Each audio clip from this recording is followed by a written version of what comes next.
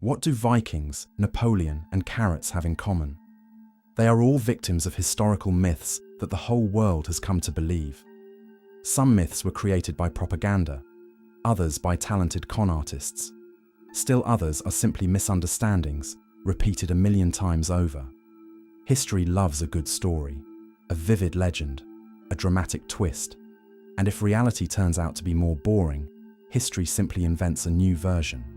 Then this version is repeated, recorded, published in books, filmed, and 100 years later, no one remembers that it was a fiction.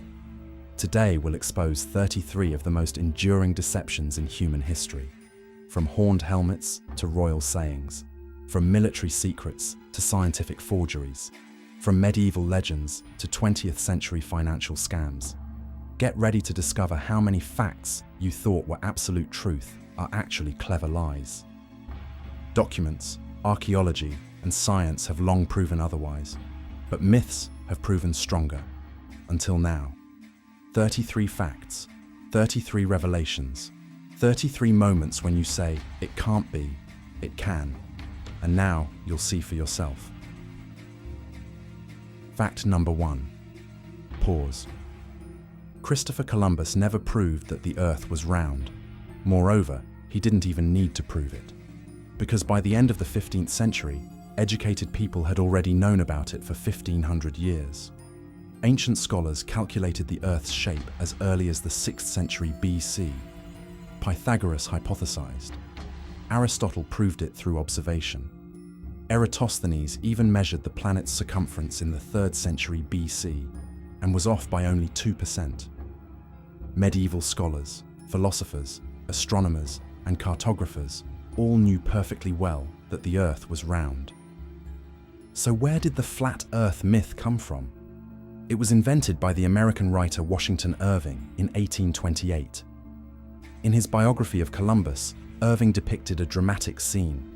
The brave navigator argues with ignorant churchmen who believed in a flat Earth. Beautiful, dramatic, completely fictitious. In fact, Columbus was criticized for something entirely different.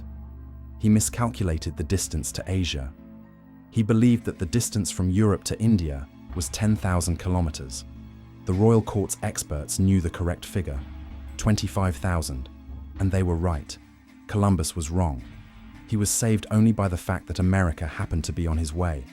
But the flat Earth myth proved too good to be abandoned. It represented progress, the struggle of science against ignorance, the triumph of reason. So it was repeated, again and again, until it became historical fact, which it never was. Fact number 2. Pause. Napoleon Bonaparte was not short. He stood 1 meter 70 centimeters tall. For the early 19th century, this was a perfectly average height for an adult male.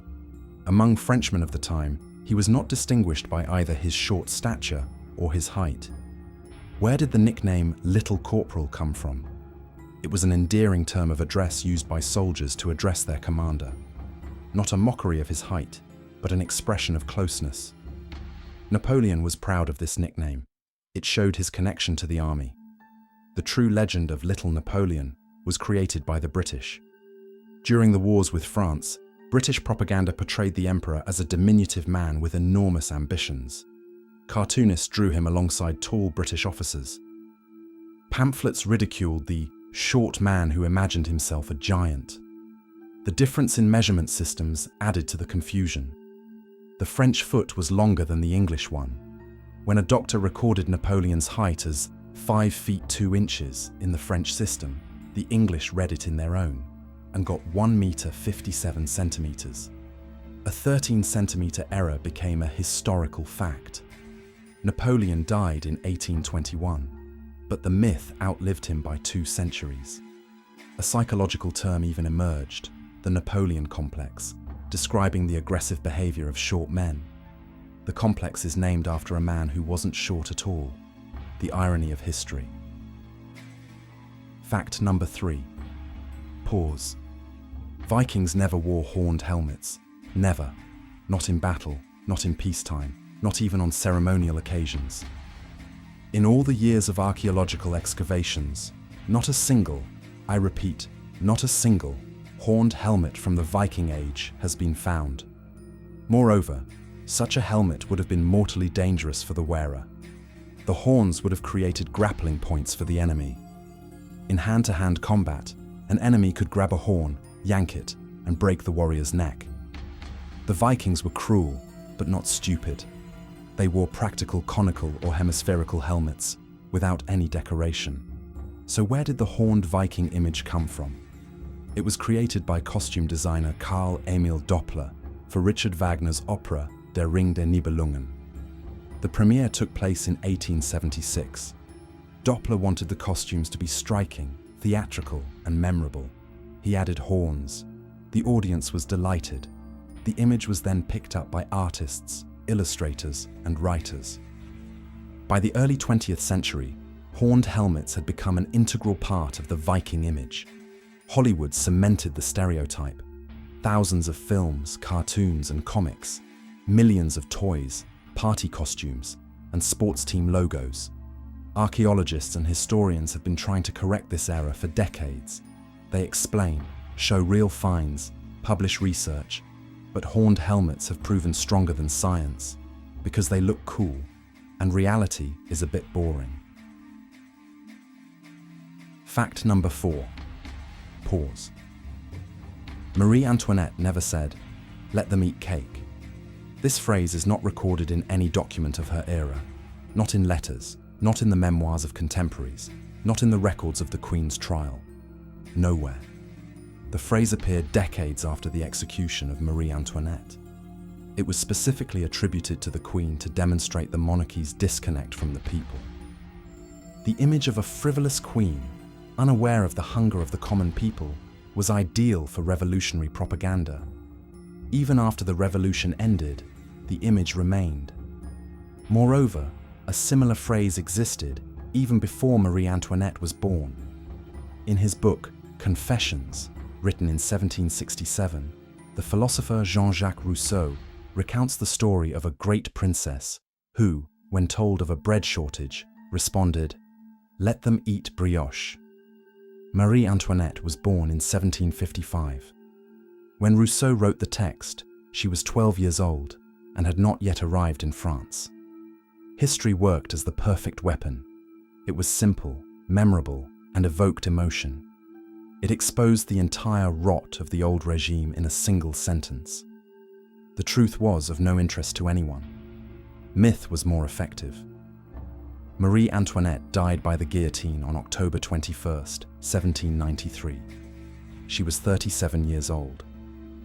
Before her execution, she held herself with dignity, but history doesn't remember that. It remembers the words she never spoke. Fact number 5. Pause. George Washington never chopped down a cherry tree. He never confessed to his father.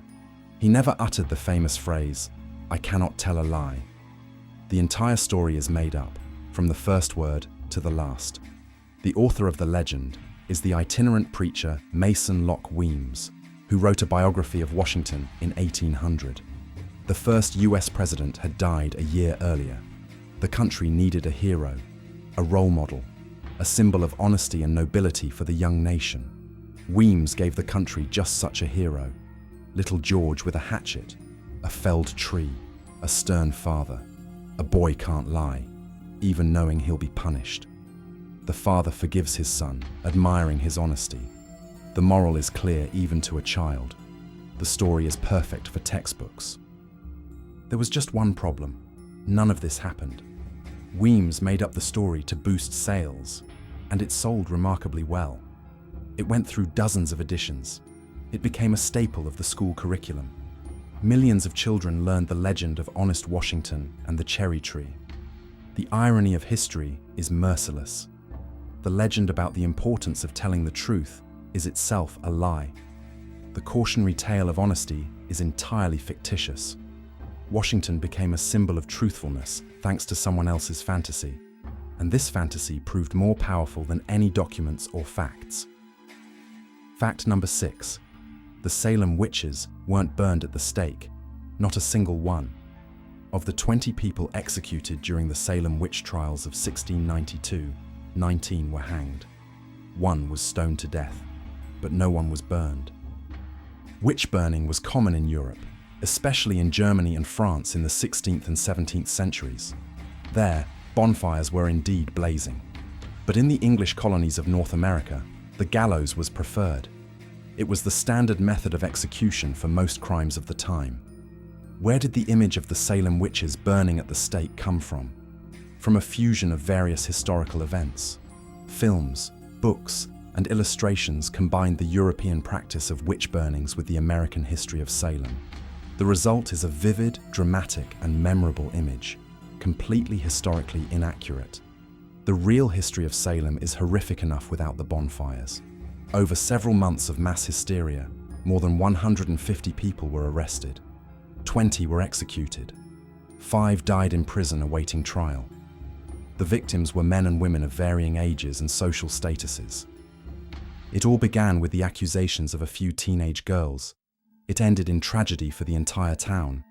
But collective memory chose imagery, not facts. Bonfires are more impressive than gallows. That's why they became the symbol of the witch hunt.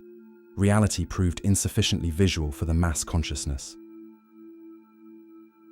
Fact number 7. Pause. Medieval people didn't die at age 30. This figure is the result of a statistical illusion and a misunderstanding of how life expectancy works. Yes, the average life expectancy in the Middle Ages was around 30 to 35 years. But that doesn't mean people died en masse at 30. The average person was killed by the horrific infant mortality rate. 1 in 3 children died before age 5. Sometimes 1 in 2. Here's how the math works. If out of 10 children born, 5 die in infancy and 5 live to 60, the average life expectancy is 30 years. However, those who survive childhood could very well live to old age. Historical documents confirm this. Medieval chronicles are full of references to people living to 60, 70, and 80 years of age. Kings, knights, peasants, monks. If a person survived the perils of childhood and adolescence, the chances of living to old age were quite real. Of course, life was harder than it is today. Disease, war, famine, and a lack of healthcare all shortened lives. But the image of a world where everyone dies at 30 is a myth, a distortion born of a misunderstanding of statistics. The Middle Ages were a brutal time, but not as short as is commonly believed. Fact number 8. Pause. Galileo Galilei was not persecuted for claiming the Earth was round. The Church knew perfectly well that the planet was spherical long before Galileo. The problem was something entirely different and far more complex. The conflict arose over the heliocentric model of the solar system. Galileo claimed that the Earth revolves around the Sun, not vice versa. This contradicted official Church doctrine, based on Ptolemy's geocentric model. But even this was not the main reason for the trial. The real catastrophe arose from a personal conflict. Galileo wrote dialogue concerning the 2 chief world systems in 1632. In it, he ridiculed the arguments against heliocentrism by putting them in the mouth of a character named Simplicio, meaning simpleton. The problem: everyone recognized Simplicio as Pope Urban VIII himself. After all, it was Urban who was Galileo's patron and friend. It was he who authorized the book's publication, and it was he whom Galileo publicly ridiculed as a simpleton. The Pope felt betrayed. A personal insult turned into a church trial. Galileo was forced to recant his views. He spent the rest of his life under house arrest. He died in 1642 at the age of 77. But the myth of science's struggle against the church, which believed the Earth was flat, proved more enduring than the real story, because it's simpler and more dramatic. Fact number 9. Pause. Carrots don't improve eyesight. This myth is a product of World War II propaganda and one of the most successful disinformation campaigns in history. In 1940, British scientists invented airborne radar for night fighters. The technology was revolutionary. Royal Air Force pilots began shooting down German bombers in complete darkness with incredible accuracy. The Germans were perplexed. How was this possible? British intelligence started a story. The pilots' success was attributed to a special diet. They ate large quantities of carrots, rich in vitamin A. This improved their night vision, which is why the British saw better in the dark than anyone else. The Germans believed it. Moreover, the whole world believed it. The British government began promoting carrots among the population. Posters, brochures, and recipes appeared. People actually began eating more carrots, believing it would help them see better during nighttime bombing raids and blackouts. The truth is, vitamin A is indeed important for vision. A deficiency can cause night blindness, but the average diet contains enough vitamin A. Eating extra carrots won't give you superhuman vision. British pilots won thanks to technology, not vegetables. But the myth survived the war. And it lives on. Fact number 10. Pause. The Donation of Constantine is a document allegedly written by the Roman Emperor Constantine I in the 4th century. According to the text, the emperor transferred authority over the western part of the Roman Empire, including Rome and vast territories, to the Pope. For 700 years, this document served as the foundation of the papacy's political power. There's just one problem. The document is a forgery. The deed of gift was created in the 8th century, most likely in the papal chancery. The purpose was simple: to legitimize the church's secular authority with a document that could not be challenged. The reference to the great Emperor Constantine made the gift incontestable. Who would dare question the will of Constantine himself? The document worked perfectly. The kings and emperors of Europe recognized the Pope's rights based on the deed of gift. The political map of the continent was shaped by this gift. The church gained not only spiritual, but also enormous secular power, all on the basis of a forgery. The truth was only revealed in the 15th century. In 1440, the humanist Lorenzo Valla demonstrated that the document's language did not correspond to 4th century Latin. It used terms that appeared centuries later. It described realities that did not exist under Constantine. The document was clearly a forgery. But for 7 centuries, he had already done his work. He had reshaped Europe. He had established power. He had changed history. One forgery, created in the 8th century, defined the politics of the continent until the Renaissance. Such is the true power of a well-crafted lie. Fact number 11. Pause. Nero didn't play the violin while Rome burned. Firstly, because the violin hadn't been invented yet. Secondly, because Nero wasn't in Rome when the fire started. Thirdly, because he actively participated in the firefighting efforts. The Great Fire of Rome began on July 18, 1964. The fire raged for 6 days. Of the city's 14 districts, 3 were completely destroyed and 7 were seriously damaged. Thousands were left homeless. Nero was at the time in Antium, 50 kilometers from Rome. Upon learning of the fire, he immediately returned to the capital. He organized rescue operations, opened his gardens and palaces to refugees, ensured food supplies, and oversaw the restoration work. But Nero had political enemies, very powerful ones. After his death, they rewrote history, creating the image of a mad emperor who enjoyed music while watching his city fall. Some sources claimed he played the lyre, a stringed instrument of the era. Others claim he sang of the fall of Troy, comparing it to the burning of Rome. The legend proved convenient. It explained the tragedy. It identified the culprit. It demonstrated the cruelty of power. Over time, the lyre evolved into the violin, an instrument more familiar to modern listeners. And the myth stuck forever, despite the fact that the real Nero was 50 kilometers from the burning Rome. Fact number 12. Medieval chastity belts are a 19th century forgery.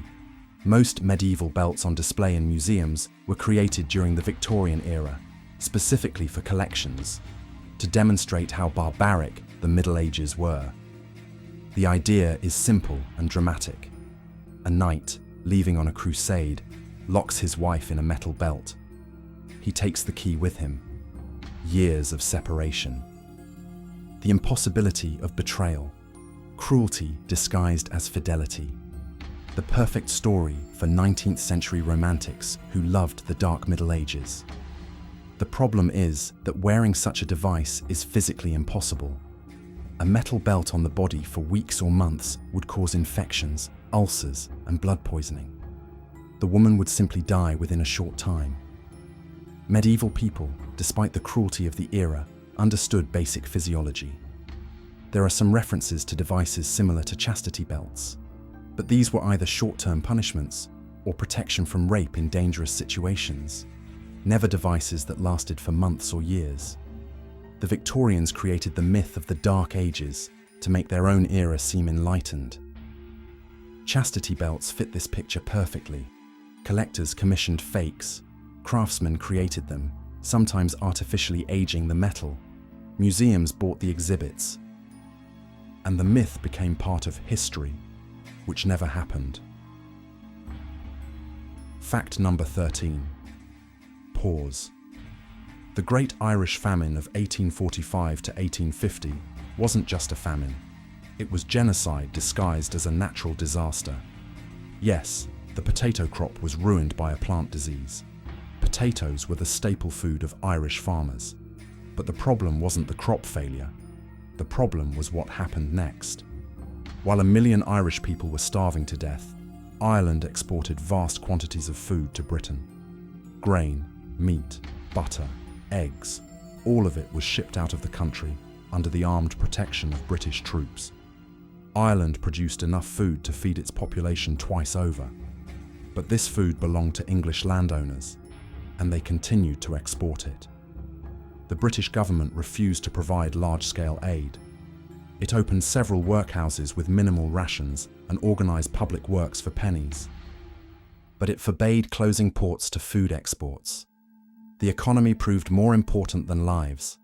1 million people died of starvation and related diseases. Another 1 million emigrated, fleeing death. Ireland's population fell by a quarter, and all the while, ships laden with food were leaving Irish ports. Calling it a famine absolves those who could have stopped the catastrophe, but didn't. It was a deliberate choice, an economic policy that killed 1 million people. History has chosen a softer term, but the facts tell a different story. Fact number 14. The Spartans weren't noble warriors defending freedom. They were among the most brutal slave owners of the ancient world, building a state on terror and mass enslavement. Hollywood created an image of heroic Spartans fighting for freedom against Persian tyranny. Films depict 300 brave men defending democracy. The reality was quite the opposite. Spartan society was supported by the Helots, the enslaved population of conquered territories. There were 10 times as many Helots as Spartans. They worked the fields, produced food, and supported the economy. They lived in constant fear. Every year, Sparta officially declared war on the Helots. This allowed them to be killed without legal consequences. Young Spartans underwent the Cryptia, a ritual during which they hunted Helots at night. Killing a Helot was considered part of military training. Systematic terror kept the slaves in subjection. When Sparta fought Persia, it wasn't freedom that it defended. It was defending its system of slavery from an external threat. The Persian Empire was a despotic state, but Spartan freedom extended only to a small warrior elite. For 90% of the population in Spartan-controlled territories, life was a nightmare. History chose a romantic image. The 300 Spartans became a symbol of courage and freedom. Thousands of tortured Helots disappeared from the popular narrative. One of the most successful PR campaigns in history for a state with fascist traits. Fact number 15. Pause. The Trojan horse may never have existed. The giant wooden structure hiding warriors inside is likely a metaphor or literary embellishment transformed into historical fact. The story is familiar to everyone. The Greeks besieged Troy for 10 years. They couldn't take the city. They built a huge wooden horse and hid their best warriors inside. The Trojans dragged the horse into the city as a trophy. At night, the Greeks emerged and opened the gates. Troy fell. The problem? Archaeologists have found no trace of the giant wooden horse. Moreover, there are no written references to the horse contemporary with the Trojan War. The story only appears in Homer's Odyssey, written centuries after the supposed events. There are several theories. Perhaps the horse was a metaphor for an earthquake. Poseidon, god of the sea, was also the god of earthquakes and horses. Perhaps it was a siege weapon, a battering ram, or a mobile tower. Perhaps traitors opened the gates, and the story was embellished with a dramatic detail. Troy existed. This has been proven by excavations. The city was indeed destroyed around the 12th century BC. Perhaps there was a war there. But the specific details, including the famous horse, are most likely literary fiction. But literature proved more powerful than archaeology. The Trojan horse became a symbol of cunning and strategy. It entered proverbs and sayings. It is depicted in books, films, and games. Metaphor became story, and now it's almost impossible to separate one from the other. Fact number 16. Pause. The Cardiff Giant is one of the greatest scams of 19th century America. It tells the story of how a stone sculpture deceived thousands of people seeking proof of biblical legends. On October 16, 1869, workers were digging a well on a farm in Cardiff, New York. They stumbled upon something incredible, a petrified giant man, 3 meters tall. The news spread like wildfire. Thousands of people came to witness the miracle. The farm owner began charging admission, 50 cents per person, a huge sum at the time. Lines stretched for hours. Scientists debated whether it was a fossil or a statue. Believers saw proof of the biblical giants from the book of Genesis. The truth turned out to be simpler and more cynical. The giant was created by George Hull, a New York businessman. A year ago, he ordered a plaster cast, hired a sculptor, and created the statue. He treated it with acids to make it look ancient. He buried it on a relative's farm. He waited a year. Then he orchestrated a chance discovery. The scam brought in thousands of dollars. Even after the deception was exposed, people continued to pay, now to see the famous fake. Barnum, the king of American shows, created a replica and presented it as the real thing. Hull sued Barnum, demanding that the copy of his forgery be declared a counterfeit. The Cardiff Giant proved a simple truth. People believe what they want to believe. Evidence is secondary. Desire is more important than facts. Fact number 17. Pause. Piltdown. Man is a scientific forgery that deceived anthropologists for 40 years. It's a story of how the desire to find the missing link in evolution blinded the most educated people of their time. In 1912, amateur archaeologist Charles Dawson announced a sensational discovery in Piltdown, England. The skull and jaw of a creature combining human and ape features. It was exactly what scientists had been looking for, a transitional form between primates and humans. The British scientific elite rejoiced. The discovery proved that humanity originated in England, not Africa. National pride eclipsed skepticism. For decades, Piltdown Man featured in textbooks. Dissertations were written based on it. Careers were built around studying the find. But other finds didn't fit with Piltdown. Fossils from Africa and Asia revealed a different picture of evolution. Piltdown Man became an increasingly bizarre anomaly. He didn't fit into any system. In 1953, new dating methods revealed the truth. The skull was human, approximately 500 years old. The jaw belonged to an orangutan and had been artificially aged with chemicals. The teeth had been filed down to give a human-like appearance of wear. The whole thing, a carefully crafted fake. The scandal rocked the scientific community. 40 years of error. Thousands of hours of wasted research. Reputations built on a forgery. Piltdown Man, became a symbol of how even science can become blinded when a discovery confirms its own preconceptions too well. Fact number 18. Pause. Han van Meegeren perpetrated one of the most daring art scams of the 20th century. He forged Vermeer paintings so skillfully that he deceived the world's foremost experts, and then sold one to the Nazis. Van Meegeren was a talented artist, but critics didn't appreciate his work. He decided to take revenge. He studied Vermeer's 17th century technique. He used old canvases, mixed paints according to ancient recipes, and baked the canvases to create the correct cracking. The result was impeccable. From 1937 onward, Van Meegeren sold 6 Vermeers to museums and collectors. Experts admired the masterpieces. Museums paid fortunes. No one suspected a forgery. Then came the war. Van Meegeren sold Christ with the Harlot to Reichsmarshal Hermann Göring for a huge sum.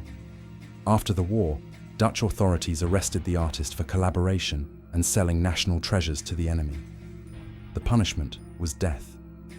Van Meegeren faced a choice: execution as a traitor or confessing to forgery. He chose the latter. He declared the painting his own forgery. They didn't believe him. So he created another Vermeer right there in prison before the eyes of experts. The charges were dropped. Van Meegeren received a year in prison for forgery, but became a folk hero. He had deceived the Nazis. He had forced Göring to pay millions for the forgery. Revenge proved sweet. Van Meegeren died in 1947 before serving his sentence. Fact number 19. Pause. The First World War was not greeted with universal enthusiasm and jubilation. The image of ecstatic crowds joyfully seeing soldiers off to the front in August 1914 is the product of a massive propaganda campaign. The governments of all the warring countries sold the war as a short, glorious adventure. They promised victory by Christmas. Newspapers printed patriotic articles. Photographers captured smiling soldiers and flag-waving crowds. These images were replicated by the millions. The reality was more complex. Yes, there were patriotic demonstrations, especially in large cities among middle-class youth. But a huge portion of the population greeted the mobilization with fear, confusion, and grief. In the villages, women wept as they saw off their husbands and sons. Workers understood that war meant hunger and deprivation. Many conscripts went to the front with terror. Censors edited out any doubts from newspapers. Photographs of weeping women were not published. Letters from the front were checked and edited. Anti-war sentiment was suppressed. Propaganda created an image of universal unity and enthusiasm. The promised short war turned into a 4-year slaughter. Millions died. An entire generation was destroyed in the trenches. But the memory of the war begins with the lie of August 1914, the lie of universal enthusiasm. History chose a propaganda image over the real tears and fear of millions.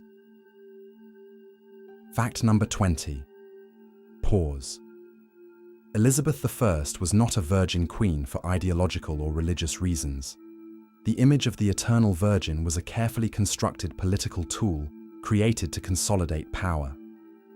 Elizabeth ascended the throne in 1558 in an exceptionally difficult situation: a woman ruler in a male-dominated world, a Protestant in a country torn apart by religious conflict, an unmarried queen expected to marry soon. But marriage meant submission. An English husband would create enemies among other noble families. A foreign husband would make England dependent on another power. Elizabeth chose a third path: to create the cult of the Virgin Queen, betrothed to the state. The propaganda worked flawlessly. Poets extolled the Queen's innocence.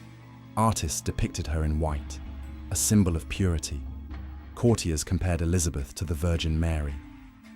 The image became increasingly mythical, distancing itself from the real person. Was Elizabeth really a virgin? History doesn't know. There are hints of affairs, rumors, and letters. But the truth was carefully concealed. Because what mattered wasn't who Elizabeth really was, but the image she projected. The Queen died in 1603 after a reign of 45 years.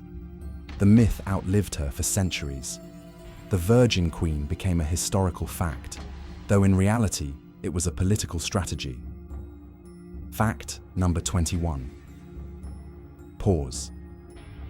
Kamikaze pilots weren't fanatical volunteers eager to die for the emperor. Most of the young men who crashed their planes into warships were conscripts and had no real choice.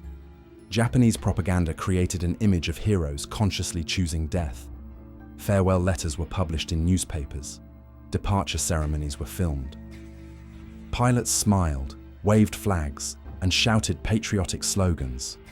These images shaped the myth of voluntary heroism. The reality was harsher. By the end of the war, Japan was losing qualified pilots faster than it could train them. Conventional air attacks were becoming increasingly ineffective. Commanders made a decision: convert aircraft into guided bombs. Suicide bombers could cause damage even with minimal training. Young men were conscripted, often straight from university. They were given several weeks of training. They were told that their duty was to give their lives for their homeland. Refusal meant shame for their families, accusations of cowardice, and possible reprisals. The choice was illusory. The surviving authentic letters from the pilots reveal fear, despair, and a farewell to life. Not fanaticism, but tragedy. These were young people who wanted to live, learn, and love.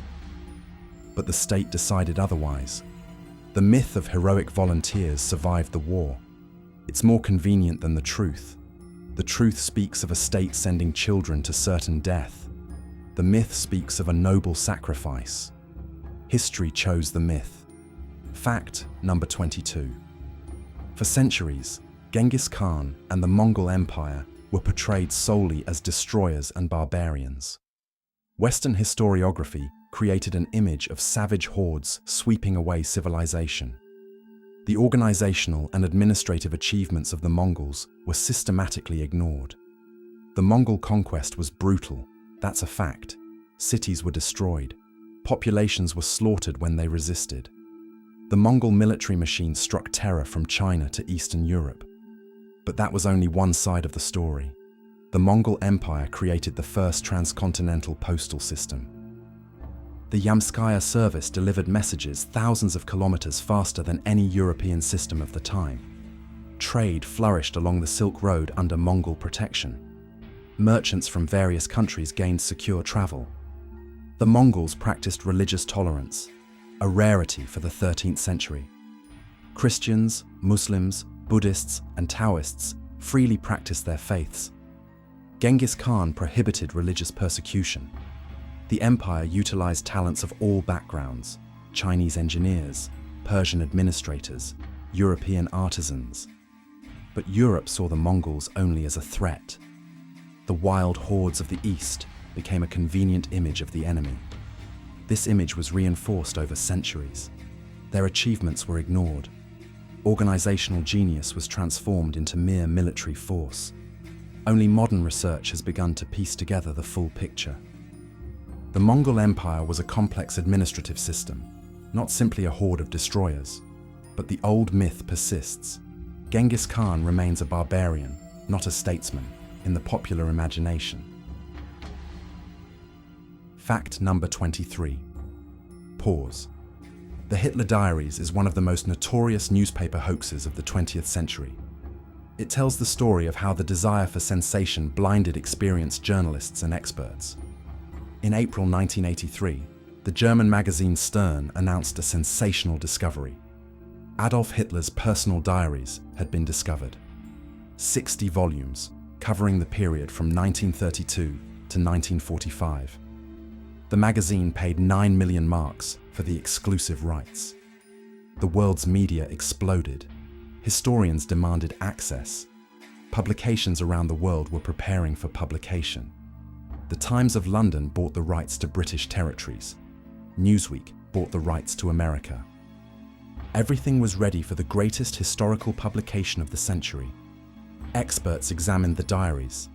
Some suspected forgery. The paper looked too new. The ink didn't match the era. But other experts confirmed their authenticity. The desire to believe in the sensation proved stronger than their doubts. 2 weeks later, chemical analysis shattered the illusion. The paper contained optical brighteners, which didn't exist before the 1950s. The ink was modern. The diaries were written with a ballpoint pen, invented after the war. Everything was a crude forgery. The forger Konrad Kujau created diaries in his apartment, copying text from Hitler's published speeches. Journalist Gerd Heidemann sold them to editors, charging huge commissions. Both received prison sentences. The reputation of Stern was destroyed. The lesson was ignored. Sensationalism is more important than fact-checking. Fact number 24. Pause. The Ponzi scheme didn't begin with Charles Ponzi in the 20th century. The first large-scale investor fraud occurred 300 years earlier and nearly destroyed the British economy. In 1720, the South Sea Company gained a monopoly on trade with the Spanish colonies in South America. The promises were enormous: gold, silver, exotic goods, incredible profits. The company's shares began to soar. The company's directors deliberately fanned the flames. They spread rumors of untold riches. They bribed politicians and journalists. The share price soared from £100 to £1,000 in a matter of months. The entire country bought up the shares. From aristocrats to servants, everyone wanted to get rich. The problem was that real trade was almost non-existent. Spain granted minimal trading rights. There was no gold. Profits were generated only by new investors buying shares at ever higher prices. A classic Ponzi scheme. In September 1720, the bubble burst. Stock prices crashed. Thousands lost everything. Suicides, ruined families, political scandal. The country's economy was in ruins. That was 300 years ago. Since then, the scheme has been repeated dozens of times. Ponzi in the 20s, Madoff in the 2000s, cryptocurrency pyramids in the 21st century.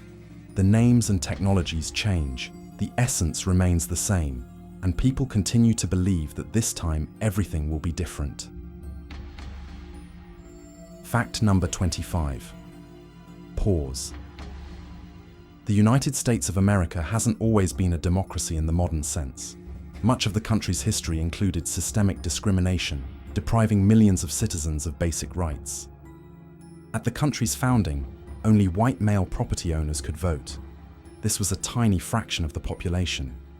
Women didn't get the vote until 1920. Native Americans didn't gain citizenship until 1924.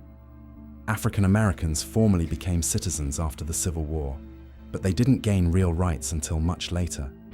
In the South, Jim Crow laws were in effect from the late 19th century until the 1960s. Segregated schools, hospitals, and transportation were in place. Systematic intimidation of black voters was in place. Literacy tests, poll taxes, and violence were all used to deprive people of the right to vote. In fact, full-fledged democracy in America has existed only since the mid-1960s, following the passage of the Civil Rights Act and the Voting Rights Act. Before that, millions of citizens were excluded from the political process based on race or gender. But the image of an always free America proved more convenient than the complex reality. Textbooks simplified history. Cold War propaganda emphasized American democracy as a counterweight to Soviet tyranny. Inconvenient facts were suppressed. The myth of eternal freedom replaced the real, complex, and contradictory history of the gradual expansion of rights. Fact number 26. Pause. Women have never been staying at home.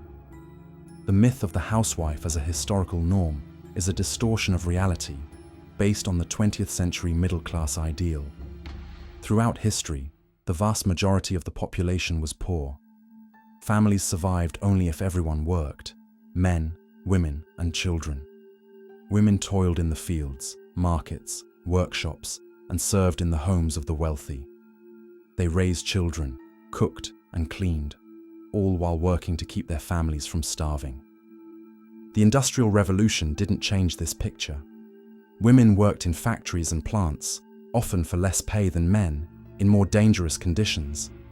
Mothers left their children to earn a living. No stay-at-home work. The image of the housewife emerged only in the mid-20th century among the urban middle class of developed countries. A brief period of post-war economic growth allowed some families to live on a single income. Advertising and popular culture created the ideal of a woman dedicated to home and children. This ideal was accessible to a minority of the population and existed for a couple of decades, but it became the historical norm in the mass consciousness. Films, books, and television shows replicated this image. The history of millennia of women's labor was forgotten. The reality is simpler. People have always worked. For most families, it was a matter of survival.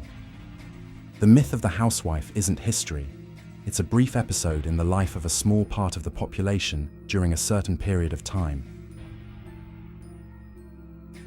Fact number 27. Pause.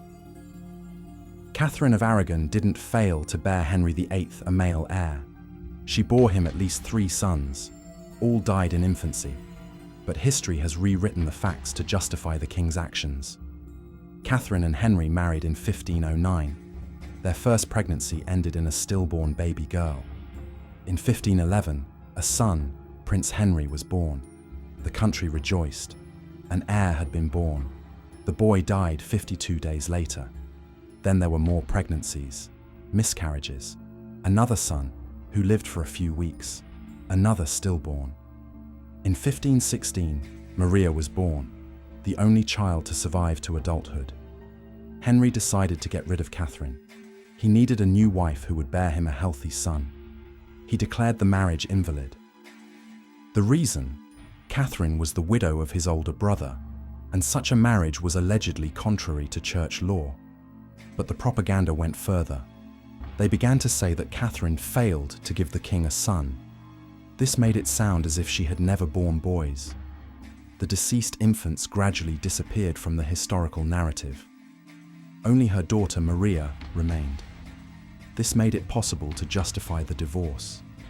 Catherine had failed as a wife. Henry had every right to seek a new spouse. The tragedy of infant mortality became the Queen's personal fault.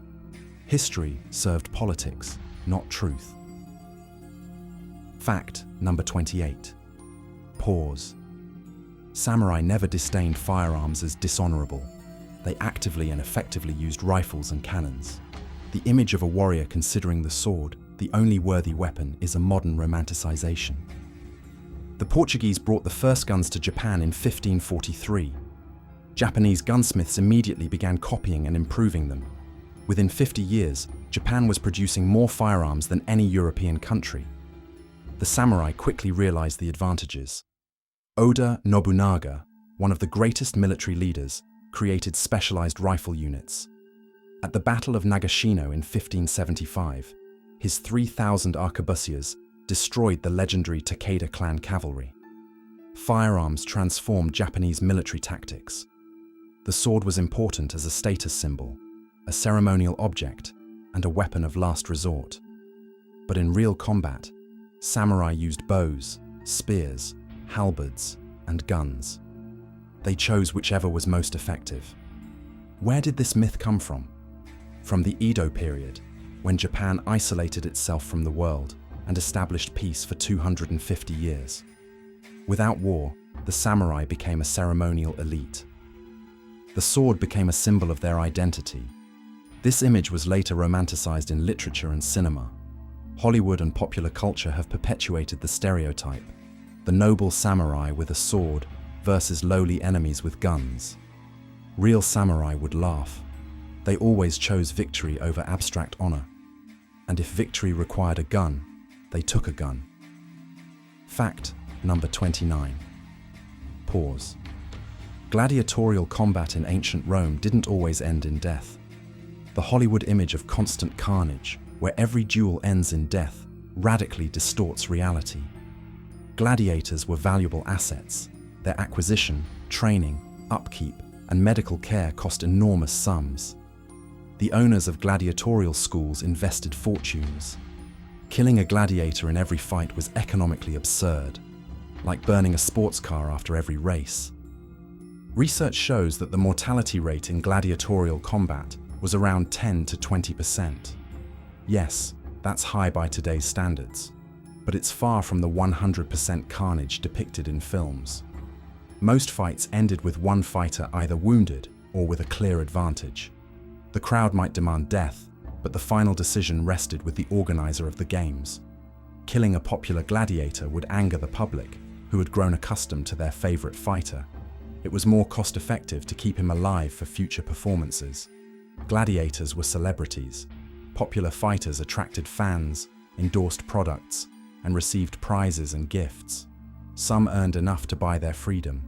The system only worked if the arena stars survived long enough to build a fan base. The Roman games were brutal. Death was part of the spectacle, but the image of total carnage is exaggerated. The reality was more cynical. Death as part of the business, not its purpose. Fact number 30. Pause. Albert Einstein never failed math. He was a brilliant student in the sciences from early childhood. The myth of geniuses' poor grades is a journalistic error that has become a comforting legend. The story began in 1935. Ripley's daily blog published a story. The greatest modern mathematician failed math in high school. It sounded paradoxical, perfect for a column on incredible facts. Only problem, it was a lie. Einstein himself saw the publication and responded, "I never failed mathematics. By the age of 15, I had mastered differential and integral calculus." School records confirm top grades in mathematics and physics. He struggled with languages and humanities, but not with the sciences. Where did the confusion come from? Perhaps it stems from differences in grading systems. In Switzerland, where Einstein studied, a 6 was the highest grade. In Germany, it was a 1. Someone may have misinterpreted Swiss grades on the German scale, but the myth proved too good to die. It consoled millions. Even if you got bad grades, you could become a genius. A pleasant thought. Inspiring. Absolutely false. The reality is more prosaic. Genius usually manifests itself early. Einstein dominated mathematics from childhood. His achievements are the result of talent and incredible hard work, not overcoming academic failure. The truth is less comforting. Therefore, the myth prevails. Fact number 31. Pause. On February 21st, 1814, a man in military uniform ran into a London pub. He shouted that Napoleon had been killed. The Allies had won. The war was over. The news spread like wildfire across the city. London erupted in jubilation. Church bells rang. People ran into the streets, hugging each other, crying with joy. 20 years of war with France were over. Napoleon was dead. It seemed a miracle. The stock market erupted in frenzy. The price of government bonds soared. Investors bought everything they could, anticipating a peacetime economic boom. Money flowed like rivers. Fortunes changed hands in a matter of hours. By evening, the truth was revealed. Napoleon was alive and well. There had been no victory. Allied troops had not entered Paris. The news turned out to be a complete fabrication. The market crashed. Panic replaced euphoria. The investigation uncovered an elegant scam. 3 men staged a show. One pretended to be an officer from the front and spread false news. While the city celebrated, his accomplices bought up bonds en masse at a low price. When the market soared on the joyful news, they sold everything at a huge profit. By the time they were exposed, millions were already in their pockets. The culprits were caught and tried, but the money disappeared. One of the most audacious stock market scams in history. Napoleon's fake death enriched 3 swindlers and ruined hundreds of honest investors. History has proven it's not just generals who profit from war. Fact number 32. Pause. On November 27, 1810, a house on Berners Street in London became the centre of absolute chaos. It was the most ambitious and senseless prank in history. The morning began quietly. Mrs. Tottenham, an elderly widow, lived quietly in her house. But at 5 in the morning, there was a knock on the door. The chimney sweep had come to clean the chimneys. Mrs. Tottenham hadn't called him. A minute later, a second chimney sweep arrived. Then a third, then 12 at once. Next came the coal merchants, then the bakers with tons of pies. Butchers carried animal carcasses, greengrocers, mountains of vegetables. Undertakers arrived with coffins. Doctors, lawyers, priests, all received urgent summonses to Berners Street. By midday, the street was completely paralyzed. Hundreds of people, dozens of carts, utter chaos. No one knew what was going on. Mrs. Tottenham hadn't ordered anything, but the calls kept coming. Celebrities showed up. The Lord Mayor of London received an invitation. The Duke of Gloucester arrived by carriage. The Archbishop of Canterbury sent a representative. All the invitations were fake. The culprit was the writer Theodore Hook, a master of practical jokes. He made a bet with a friend that he could turn any address in London into the centre of attention for the entire city. He chose a house at random. He sent out thousands of fake calls. He watched the chaos from the window across the street. Hook was arrested. But the prank went down in history. Utterly pointless, incredibly ambitious, perfectly executed. Proof that sometimes people create chaos simply because they can. Fact number 33. Pause. William Henry Ireland was 17 years old when he decided to forge Shakespeare. Not for money, not for fame, for his father's approval. William's father, Samuel Ireland, was a collector of Shakespearean memorabilia, an obsessive collector. He dreamed of finding the great playwright's lost manuscripts. His son desperately wanted to please his father, so he began creating them. The first was a discovered lease agreement with Shakespeare's signature. Father was delighted. William continued, discovering letters, poems, and documents. Each time, father became more and more delighted. Experts confirmed the authenticity. The family's fame grew. William was carried away. He created an entire play, Vortigern and Rowena, supposedly a lost work by Shakespeare. Drury Lane Theatre agreed to stage it. The premiere was scheduled for April 2nd, 1796. London was expecting a sensation. 2 days before the premiere, expert Edmund Malone published a 400-page study. He proved it was all fake. The language was incorrect. The paperwork was suspect. The style wasn't Shakespearean. The forgery was obvious. But the performance went ahead. The audience whistled and laughed. The actors barely made it to the finale. The failure was crushing. William confessed to the forgery. The father disowned his son. William Henry Ireland lived another 50 years. He wrote books and tried to justify himself. But history remembers him as the teenager who forged Shakespeare for his father's love. The most touching and tragic literary forgery. Proof that sometimes lies are born not from greed or malice, but from a desperate desire to be noticed. Pause. 33 facts. 33 stories the world considered true. From Viking horned helmets to Einstein's failures. From royal phrases to scientific forgeries.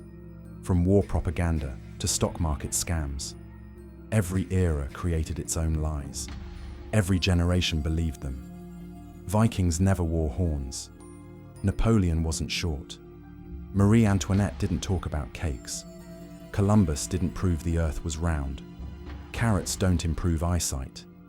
Medieval people didn't die at 30. The list goes on and on. Why does myth always triumph over facts? Because myth is more convenient. It's simpler, more vivid, more dramatic. Myth serves a purpose. It strengthens power, justifies wars, sells goods, creates heroes. Truth is complex, contradictory, and inconvenient. It doesn't fit into a pretty picture, so it's simplified, distorted, replaced with a more convenient version. Constantine's deed of gift legitimized the church's power for 7 centuries. Piltdown Man deceived anthropologists for 40 years. British carrot propaganda concealed the existence of radar. the image of fanatical kamikazes justified a state policy of death. The Irish famine concealed economic genocide. Every lie had a purpose. Each served someone's interests. History is written by the victors, by propagandists, by those who control information. Inconvenient facts disappear, are hushed up, are rewritten. A generation later, a lie becomes common knowledge. A generation later, historical truth. And the real truth remains in archives that no one reads. But the most interesting thing isn't that you were deceived. The most interesting thing is how easy it was. Horned helmets were invented by an opera costume designer. The legend of Washington was created by a preacher. The myth of Napoleon was spread by enemy propaganda. One journalist made a mistake, and Einstein became a failure in the public consciousness. It took decades and centuries for the myths to take hold. Textbooks repeated the errors. Films replicated the images. Each repetition made the lie stronger. Today, archaeologists prove the absence of horned helmets, but a Viking without horns seems wrong. Facts are powerless against the ingrained image. These 33 examples are just the tip of the iceberg. How many more irrefutable truths in your knowledge are actually just beautiful legends? How many facts you repeat in conversations are based on centuries-old mistakes or yesterday's propaganda? History teaches us to doubt, to verify, to question, to not accept the common knowledge at face value. Because everyone knows often means everyone has believed the same lie. The truth exists. Documents, archaeology, and science are gradually reconstructing the true picture of the past. But truth requires effort. Myth comes for free, and that's what makes it so dangerous and so tenacious. Pause. Today you learned about 33 historical deceptions, but that's just the beginning. History is full of incredible twists, hidden facts, and debunked myths. Every era hides secrets. Every event has another side. Want to learn more? Subscribe to the channel. Here we explore what textbooks leave unsaid. We expose contradictions in official versions. We reveal the reality behind the beautiful legends. The next stories will be even more exciting, even more shocking, even more unexpected. Reality is always more interesting than myth. You just have to know where to look. Turn on notifications. Like this story if it changed your understanding of at least one historical fact. Let us know in the comments. Which of the 33 facts surprised you the most? The story continues, and it's much crazier than you think. See you in the next investigation.